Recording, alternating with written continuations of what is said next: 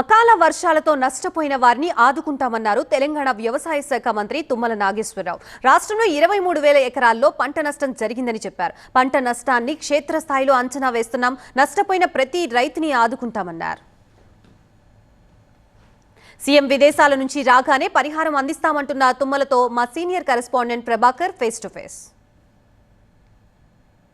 రాష్ట్రంలో అకాల వర్షాలపై ప్రభుత్వం ఎప్పటికప్పుడు రివ్యూ నిర్వహిస్తుంది, సమీక్షిస్తుంది, అంచనా కూడా వేస్తుంది. ప్రస్తుతం మనతో పాటు తుమ్మల నాగేశ్వరరావు గారు ఉన్నారు. సార్ చెప్పండి, చాలా వరకు అకాల వర్షంతో పంట నష్టం జరిగింది చాలా జిల్లాల్లో.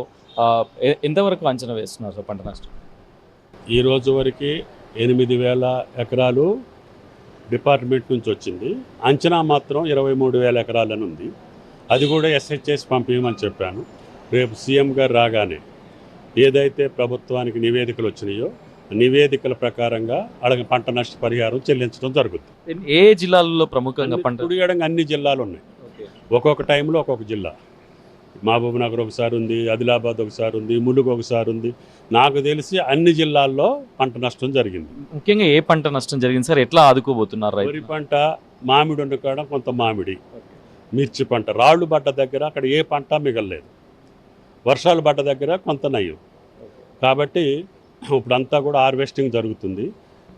వరి రాళ్ల వర్షం పడ్డ దగ్గరే నష్టపోయింది. మామిడి కూడా అంతే, మిర్చి కూడా అంతే. ఏ పంట నష్టపోయినా కూడా నష్టపోయిన రైతుకి పంట నష్టపరిహారం గత ప్రభుత్వం ఫసల బీమా యోజన నుంచి తప్పుకుంది కాబట్టి, ఇన్సూరెన్స్ లేదు కాబట్టి రైతును ఆదుకోవాలనేది ముఖ్యమంత్రి గారి యొక్క ఆదేశం.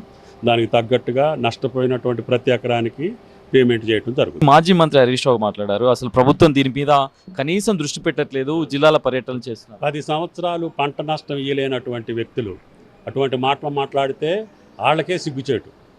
ఎప్పుడు కూడా ఇన్పుట్ సబ్సిడీ, పంట నష్టపరిహారం సాక్షాత్తు ముఖ్యమంత్రి వచ్చి అనౌన్స్ చేసిన దానికి కూడా ఇవ్వలేదు. ఈ ప్రభుత్వం వచ్చిన దగ్గర నుంచి పంట నష్టపోయిన ప్రతి ఎకరానికి డబ్బులు ఇచ్చాం. అది ఆయన తెలుసుకుంటే మంచిది. రైట్. పంట నష్టంపై ప్రభుత్వం ఫోకస్ చేసింది. 2-3 రోజులలో పూర్తి స్థాయి అంచనా వేసి ముఖ్యమంత్రి రాగానే పంట నష్టానికి సంబంధించిన పూర్తి వివరాలతో పాటుగా దీన్ని పంట నష్టానికి సంబంధించిన నష్టపరిహారాన్ని కూడా అందజేస్తామని మంత్రి తుమ్మల నాగేశ్వరరావు చెప్తున్నారు. కెమెరా పర్సన్ బాలుతో కలిసి ప్రభాకర్, TV9.